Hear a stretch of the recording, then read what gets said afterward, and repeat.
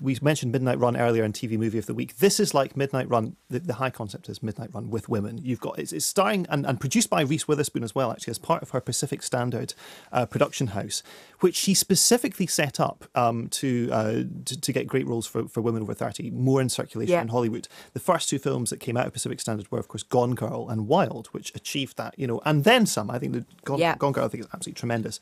Wild is one of Witherspoon's greatest performances of her career. I think it's wonderful.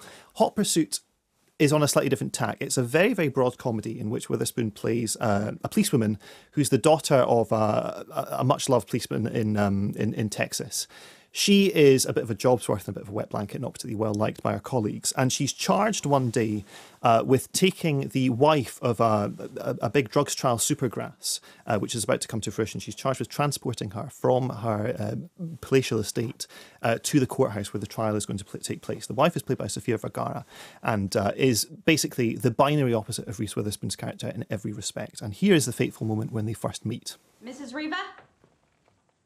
I'm Officer Cooper. I'm here to escort you to Dallas.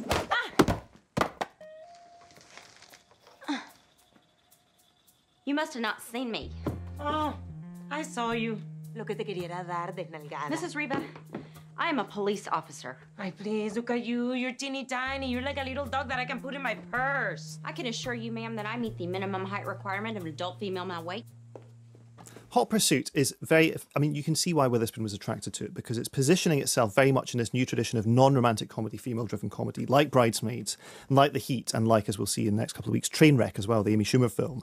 The problem with Hot Pursuit is that it doesn't do what these other films let their lead characters do, and it's just let women be funny on their own terms. I mean, you've got this tradition in female-driven comedy, certainly in the 90s and most of the last decade as well, is that women can't just be funny, they have to be funny and beautiful, or funny and graceful, funny and sexy, funny and dignified. These extra qualities stop people being funny. And the big revolutionary thing about Bridesmaids was it said, you know what, forget that. Just do what you do. And you can have that scene where everyone suddenly has to depart en masse to a bathroom. Yeah, in the changing room. And Hot Pursuit just does not get that. It kind of toys with it, and there's a running gag about Reese Witherspoon's character having a moustache, except she doesn't have a moustache, because that's not how the film works. It's too timid to allow her character to ever kind of look anything less than perfect. And the same goes, of course, for Sofia Vergara. And it's like pulling out the comedy plug. When this stuff happens, it's just like, boo! And it runs out of power.